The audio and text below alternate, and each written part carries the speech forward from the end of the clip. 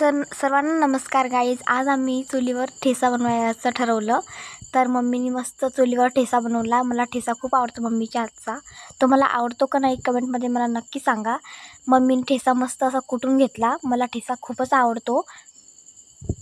ठेच्यासोबत ज्वारीची किंवा बाजरीची भाकर खूपच छान लागते.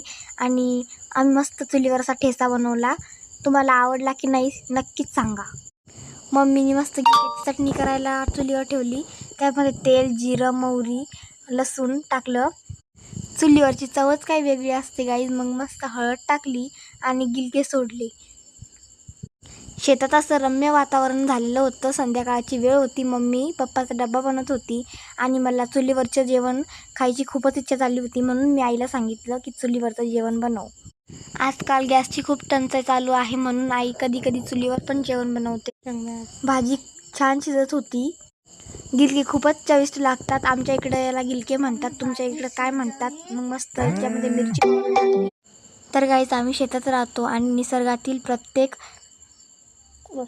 गोष्ट आम्ही सहजरित्या घेऊ शकतो. मी तुम्हाला या नंतरच्या व्हिडिओमध्ये उगवता सूर्य आणि मावळता सूर्याचे दाखवणार.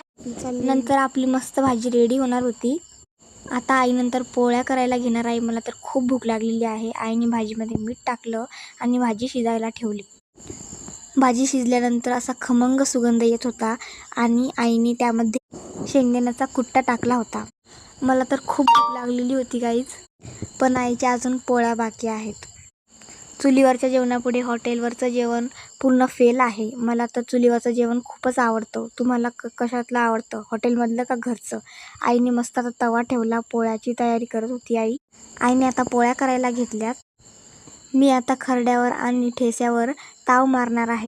गाईज आमच्याकडं कुणी ठेस्याला खरडा म्हणतात, कुणी ठेसा म्हणतात. तुमच्याकडे काय म्हणतात? पप्पांचा टिफिन भरण्यासाठी रेडी केला होता मम्मीने. पोळ्या तयार झालेल्या होत्या. तर मला भूक लागल्यामुळे मी पण आता लगेच जेवायला बसणार आहे. इथे मी आईला म्हणत होते, आई पटपट जेवण बनवून, मला खूपच भूक लागलेली आहे आणि मी लगेच शाळेतून आलेली होती. मंडळी, आमच्या शेतामध्ये सगळीकडे रम्य वातावरण झालेलं आहे. झाडं, पक्षी. आता मी जेवण करणारच होते. जेवण तर खूपच छान झालेलं होतं. मला खूपच आवडलं आणि खरडा तर एकच नंबर होता गाईज. मी झाडाच्या झोक्यावर बसून जेवण करत होते. मला खूपच मजा येत होती. निसर्गरम्य वातावरणामध्ये आईने बनवलेलं जेवण म्हणजे वेगळाच आनंद आहे. इकडं आमचे झाडं झुडपं आहे. तिथं पपईचं झाड आहे. पाणी नसल्यामुळे ते सुकत चाललेलं होतं. आणि हे आमचं रामफळाचं झाड आहे, पिंपळाचं आहे, बदामाचं आहे आणि हे चिकूचं झाड आहे.